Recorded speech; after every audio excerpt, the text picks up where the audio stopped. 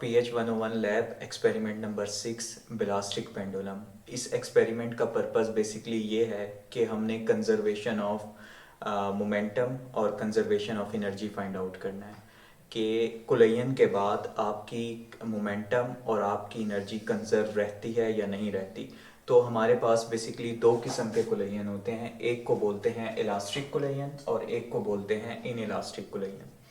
Elastic कुलयन में हमारे पास kinetic energy conserve रहती है और मोमेंटम भी कंजर्व रहता है, लेकिन इन इलास्टिक कुलयन में हमारे पास काइनेटिक एनर्जी कंजर्व नहीं रहती लेकिन मोमेंटम कंजर्व रहती है। तो इस एक्सपेरिमेंट के ज़रिए हम साबित करने की कोशिश ये करेंगे कि क्या हमारे पास मोमेंटम कंजर्व रह रहा है और काइनेटिक एनर्जी कंजर्व नहीं रह रही, क्योंकि ये जो एक्सपेरिमेंट है ये इन इलास्टिक कुलयन का है। तो इसके लिए बेसिकली हम एक प्रोजेक्टाइल लॉन्चर इस्तेमाल करेंगे और दूसरे नंबर पे हम एक बिलास्टिक पेंडुलम का इस्तेमाल करेंगे और साबित करने की कोशिश ये करेंगे कि मोमेंटम कुलयन से पहले और कुलयन के बाद कंजर्व रह रहा है या नहीं रह रहा, और दूसरे नंबर पे काइनेटिक एनर्जी कुलयन से पहले और कुलयन के बाद कंजर्व नहीं रहनी चाहिए। तो इसके लिए हम एक्सपेरिमेंट में करेंगे क्या, सबसे पहले हमारे पास एक प्रोजेक्टाइल लॉन्चर है जो कि एक टेबल के साथ लिंक हुआ है। सबसे पहले हमारा काम यह है कि हमने इनिशियल वेलोसिटी फाइंड आउट करनी है बॉल की। इसके लिए हम करेंगे क्या, बॉल को लॉन्चर के अंदर फिक्स करेंगे और सबसे पहले इस बॉल को हम मीडियम रेंज के ऊपर फायर करेंगे। जिस पॉइंट के ऊपर ये गिरेगा वहां पे हम एक पेपर रख देंगे। अब इस बॉल का टेबल के साथ जो डिस्टेंस है उसे y कहते हैं और इसको हम बोलेंगे कि ये वर्टिकल डिस्टेंस है। दूसरे नंबर पे इस लॉन्चर के प्लस से इस पेपर के एच तक जो डिस्टेंस है उसे हम x बोलेंगे और इसका नाम है horizontal distance to the paper edge. Launcher के प्लस से टेबल के एंड तक का जो डिस्टेंस है वो है y, टेबल के स्टार्टिंग पॉइंट तक का जो डिस्टेंस है वो है y, और लॉन्चर के प्लस से पेपर के एच तक का जो डिस्टेंस है वो है x। इस y को लेके हम सबसे पहले टाइम ऑफ फ्लाइट कैलकुलेट करेंगे। उसका फॉर्मूला है 2 टाइम y बाई जी। जो y की वैल्यू आएगी उसको 2 से मल्टीप्लाई करके g पे डिवाइड करेंगे तो हमारे पास टाइम ऑफ फ्लाइट आ जाएगा। याद रखिएगा ये जो आपके पास y है ये सेंटीमीटर में आएगा, इसको मीटर में कन्वर्ट करना ज़रूरी है। उसके बाद x आपके पास है horizontal distance to the paper edge. इसके प्लस से पेपर के एज तक का जो डिस्टेंस है वो हॉरिजेंटल होगा, ये आप यहाँ पे लिख लेंगे। ये भी आपके पास सेंटीमीटर में आएगा, आप इसे मीटर में कन्वर्ट करेंगे। फिर हम बॉल को 10 टाइम्स फायर करेंगे। जब बॉल को हम 10 टाइम्स में से पहली बार फायर करेंगे, जो कि आपके पास मीडियम रेंज पे हम रख के फायर करेंगे, तो जिस पॉइंट पे गिरेगा वो पॉइंट हम नोट कर लेंगे। उसे हम ट्रायल 1 का नाम दे रहे हैं। सपोज मैं कहता हूं कि मैंने एक बॉल फायर की और वो इस पॉइंट के ऊपर गिरी, तो पेपर के एज से इस पॉइंट का जो भी डिस्टेंस होगा वो मैं यहां पर लिख दूंगा। ये काम हमने 10 टाइम्स करना है, तो इसका मतलब है कि इस पेपर के ऊपर 10 डॉट्स आने चाहिए। हर डॉट का पेपर के साथ जो डिस्टेंस है वो आप यहाँ पे लिखेंगे। उसके बाद इस डिस्टेंस की आप एवरेज ले लेंगे और फिर हम एक टोटल डिस्टेंस कैलकुलेट करेंगे। टोटल डिस्टेंस क्या होगा, पेपर के एच तक का डिस्टेंस प्लस पेपर के एच से इन पॉइंट की एवरेज, उन दोनों का जो हम सम करेंगे वो हमारे पास टोटल डिस्टेंस आ जाएगा। और क्योंकि हमारे टास्क का पहला पार्ट ये है कि हमने इनिशियल वेलोसिटी फाइंड आउट करनी है, तो इनिशियल वेलोसिटी फाइंड आउट करने के लिए हम डिस्टेंस को टाइम ऑफ फ्लाइट पे डिवाइड कर देंगे तो हमारे पास इनिशियल वेलोसिटी आ जाएगी। जब हमारे पास इनिशियल वेलोसिटी आ जाएगी तो हम इससे काइनेटिक एनर्जी बिफोर कुलयन और मोमेंटम बिफोर कुलयन इजीली कैलकुलेट कर सकते हैं। कैसे, काइनेटिक एनर्जी बिफोर कुलयन कैलकुलेट करने के लिए जो हमारे पास फार्मूला है हाफ mb से मुराद मैस ऑफ द बॉल। जो मैस ऑफ द बॉल है वो 66 ग्राम है, इसको आपने किलोग्राम में कन्वर्ट करना है। 66 डिवाइडेड बाय 1000 तो हमारे पास ये किलोग्राम में आ जाएगा। और वेलोसिटी जो आपने इस पॉइंट के ऊपर फाइंड आउट की है, इसकी मल्टीप्लिकेशन से हमारे पास काइनेटिक एनर्जी आ जाएगी बिफोर कोलिजन, जो कि जॉल में होगी। इसके बाद आप मोमेंटम फाइंड आउट करेंगे। मोमेंटम फाइंड आउट करने के लिए मास ऑफ द बॉल को वेलोसिटी से मल्टीप्लाई करेंगे। मास ऑफ द बॉल 66 ग्राम है और वेलोसिटी जो आपने इस पॉइंट पे कैलकुलेट की थी, दोनों को मल्टीप्लाई करेंगे तो हमारे पास काइनेटिक एनर्जी बिफोर कोलिजन और मोमेंटम बिफोर कोलिजन आ जाएगा। अब एक और पार्ट, हमने अब बॉल की फाइनल वेलोसिटी फाइंड आउट करनी है और बॉल की हाइट भी फाइंड आउट करनी है। बॉल की हाइट फाइंड आउट करने के लिए हमें बिलास्टिक पेंडुलम का सहारा लेना पड़ेगा। तो बिलास्टिक पेंडुलम के लिए इस लॉन्चर के आगे एक बिलास्टिक पेंडुलम लगा हुआ है। बिलास्टिक पेंडुलम के साथ एक कैचर लगा हुआ है। कैचर क्या करेगा कि जब भी आप बॉल फायर करेंगे तो कैचर उस बॉल को कैच करेगा। इस कैचर का जो मास है वो 248 ग्राम है।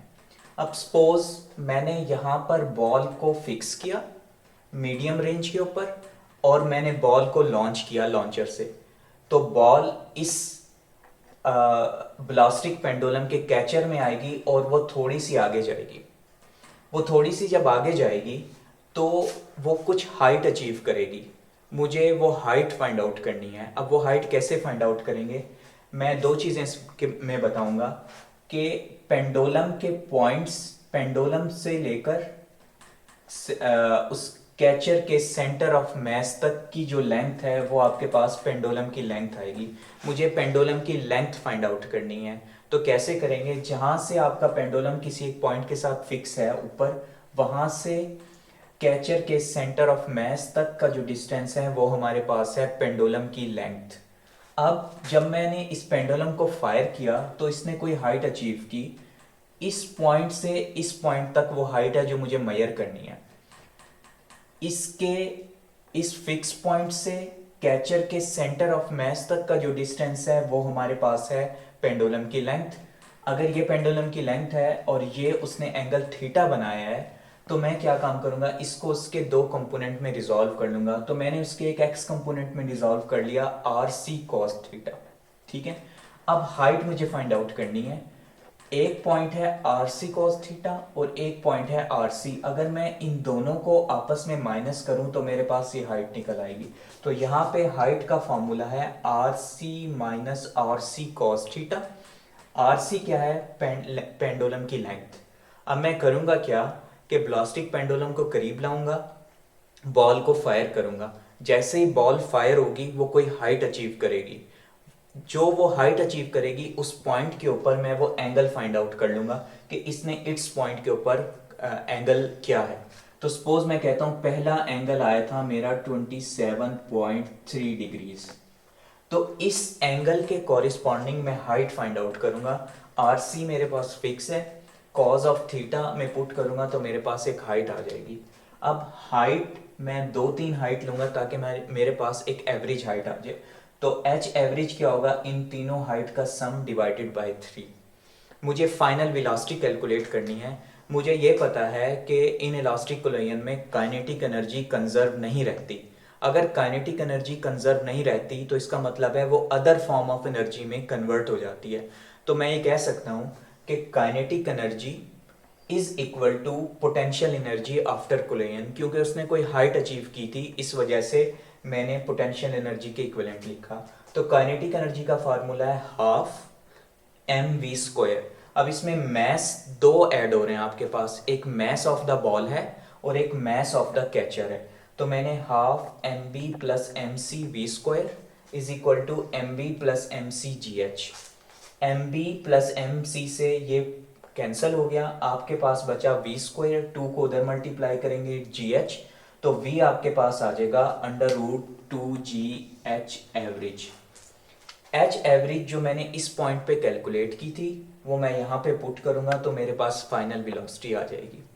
अब चौथा काम इसका ये है कि काइनेटिक एनर्जी और momentum after collision find out करना है। उसके लिए फॉर्मूला है kinetic energy after collision half M B plus M C V square. क्यों मैं यहाँ पे mass of the catcher add कर रहा हूँ, क्योंकि जब मैंने उस बॉल को लॉन्च किया था तो उसको कैचर ने फिक्स कर लिया था। इस वजह से अब मैस दो काउंट होंगे। तो M B plus M C और वी स्क्वायर, वी कौन सा है जो आपने यहां से फाइंड आउट किया, फाइनल वेलोसिटी, यहाँ पे पुट करेंगे तो आपके पास kinetic energy before after collision आ जाएगी। मोमेंटम फाइंड आउट करने के लिए आपको एम वी में एम सी ऐड करना पड़ेगा और उस फाइनल वेलोसिटी से मल्टीप्लाई करना पड़ेगा। एम सी क्या है, मैस ऑफ द कैचर, जिसका मैस है 248 ग्राम। अब आप देखेंगे कि आपके मोमेंटम का जो आंसर है वो तो सेम आएगा, लेकिन काइनेटिक एनर्जी का आंसर सेम नहीं आएगा। रीज़न क्या है, इन इलास्टिक कोलिजन है, मोमेंटम तो सेम रहेगा लेकिन काइनेटिक एनर्जी सेम नहीं रहेगी। रीज़न ये है कि काइनेटिक एनर्जी आपकी अदर फॉर्म ऑफ एनर्जी में चेंज हो जाएगी। उसके बाद अब आपकी कितनी एनर्जी लॉस्ट हुई है, उसके लिए हम kinetic energy before minus kinetic energy after divided by kinetic energy before multiply 100 से जब मल्टीप्लाई करेंगे तो मेरे पास परसेंटेज लॉस्ट आ जाएगी। यह मुझे बताएगी कि इतने परसेंट एनर्जी कंजर्व रही है और इतने परसेंट एनर्जी कंजर्व नहीं हुई। तो इस एक्सपेरिमेंट की डेमोन्स्ट्रेशन के लिए अभी हम नेक्स्ट वीडियो की तरफ चलते हैं। जी, ब्लास्टिक पेंडुलम का जो एक्सपेरिमेंट है उसकी थ्योरी मैं आपको बता चुका हूँ। अब हम उस ब्लास्टिक पेंडुलम के एक्सपेरिमेंट के सेटअप की तरफ चलते हैं। ये हमारे पास वो प्रोजेक्टाइल लॉन्चर है जिसके ज़रिए से हम बॉल को फायर करेंगे। सबसे पहले आपको वर्टिकल डिस्टेंस के बारे में पता होना चाहिए। तो टेबल के अपर एंड से इस प्लस पॉइंट तक का जो डिस्टेंस होगा वो वर्टिकल डिस्टेंस होगा। तो आपने स्केल को यहाँ से इसके प्लस तक जब आप रखेंगे तो आपके पास वर्टिकल डिस्टेंस आ जाएगा। ठीक है, वर्टिकल डिस्टेंस क्यों ज़रूरी है, क्योंकि इससे हमने टाइम ऑफ फ्लाइट निकालना है। तो यहाँ से यहाँ तक का जो पॉइंट होगा वो y होगा, और उस y को आप जब 2 से मल्टीप्लाई करके g पे डिवाइड करेंगे और उसका स्क्वायर रूट लेंगे तो आपके पास टाइम ऑफ फ्लाइट आ जाएगा। अब मुझे इस बॉल को फायर करना है ताकि मैं एक डिस्टेंस ले सकूं। तो इस बॉल को फायर करने के लिए मैंने बॉल इसके अंदर फिक्स किया और इसको मैंने मीडियम रेंज से फायर करना है। तो मैं इसको इस स्टिक की मदद से बॉल को अंदर फिक्स करूंगा। ये एक बारी क्लिक हुआ तो शॉर्ट पे है, 2 बारी क्लिक हुआ तो ये मीडियम रेंज के ऊपर चला गया आपकी बॉल। ठीक है, इसको सबसे पहले आपने रेंडमली फायर करना है। मैं एक वाइट पेपर और कार्बन पेपर लेके इसको सपोज मैं इस प्लेस के ऊपर रख देता हूँ। मैं अपना गैस लगाता हूँ कि ये जो आपकी बॉल है इस पॉइंट के ऊपर गिरेगी। ठीक है, तो मैं इस बॉल को फायर करता हूँ। जैसे ही मैंने फायर किया तो मुझे पता चल गया कि ये बॉल इस पॉइंट के ऊपर गिरेगी। तो मैं वो पॉइंट नोट कर लिया कि मेरा यहाँ पे बॉल गिरती है, तो horizontal distance to the paper edge मेरे लिए ये बिल्कुल ठीक है। ठीक है, इसके बाद मैंने ये स्केल से मेजर कर लिया कि यहाँ से इसके प्लस पॉइंट तक का जो डिस्टेंस है वो मेरे पास horizontal distance to the paper edge है जो कि x है, और मेरे पास बॉल इस पॉइंट के ऊपर गिरी थी। तो मैंने ये पॉइंट बनाया, यहाँ से यहाँ तक का जो डिस्टेंस है वो मेरे पास ट्रायल 1 है। तो मैं इस तरह करके 10 ट्रायल लूँगा, इन 10 ट्रायल की एवरेज लूँगा, इस एज ऑफ द पेपर के साथ ऐड करूँगा तो मेरे पास टोटल डिस्टेंस निकल आएगा, और उसमें टोटल डिस्टेंस को टाइम ऑफ फ्लाइट पे डिवाइड करूँगा तो मेरे पास इनिशियल वेलोसिटी निकल आएगी बिफोर कोलिजन। उससे मैं काइनेटिक एनर्जी और मोमेंटम कैलकुलेट कर लूँगा। अब मुझे हाइट कैलकुलेट करनी है।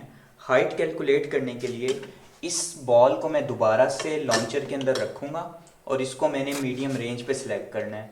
तो अगर मैं एक टिक आए तो शॉर्ट रेंज पे, 2 क्लिक हो गया तो ये मीडियम रेंज पे हमारा सिलेक्ट हो गया। अब मैं ब्लास्टिक पेंडुलम को नीचे लेकर आऊँगा और इस पे जो एंगल है वो यहाँ पे नज़र आ रहा है, ये एंगल का पॉइंट है। इसको मैं यहाँ से खींचता हुआ 0 पर लेकर आऊँगा तो ये मेरा 0 पर आ गया। अब मैं इसको लॉन्च करूँगा। जैसे ही मैं इसको लॉन्च करूँगा तो ये वाइब्रेशंस करेगा और कोई एंगल अचीव करेगा। तो मैं यहाँ से वो एंगल नोट डाउन कर लूँगा। वो एंगल अभी यहाँ पर 27 डिग्री आ रहा है।